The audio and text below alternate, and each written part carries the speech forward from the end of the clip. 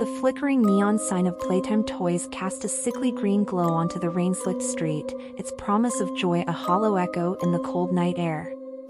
Inside, the aisles were a chaotic jumble of plastic and plush, the air thick with the scent of stale cotton candy and something faintly metallic. Among the brightly colored toys, a single figure stood out, Chucky, a newly arrived good guy doll, his plastic smile wide and unnerving. He was not just a toy, however.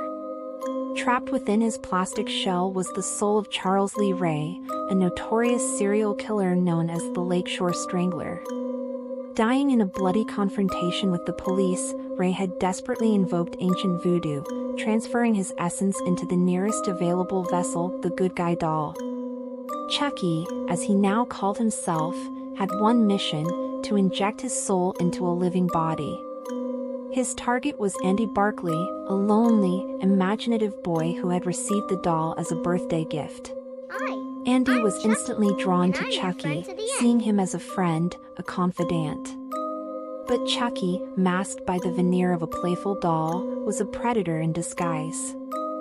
He began subtly nudging Andy towards dangerous acts, planting seeds of doubt and paranoia in his mind.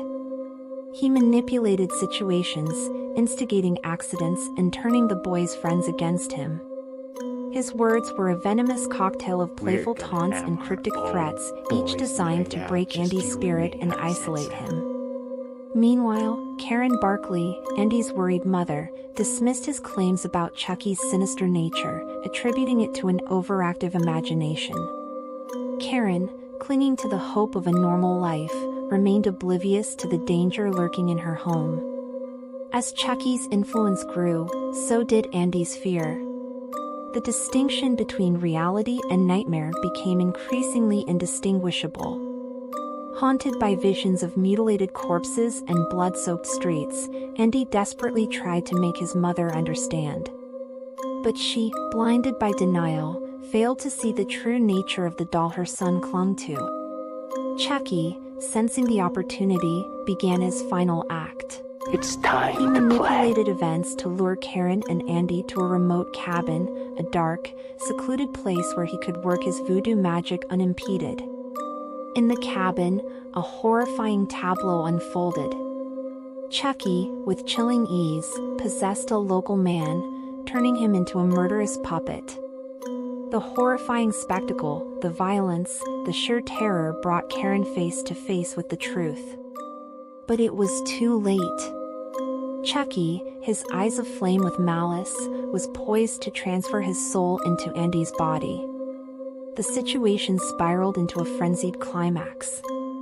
Andy, armed with a kitchen knife and driven by desperate love for his mother, fought back.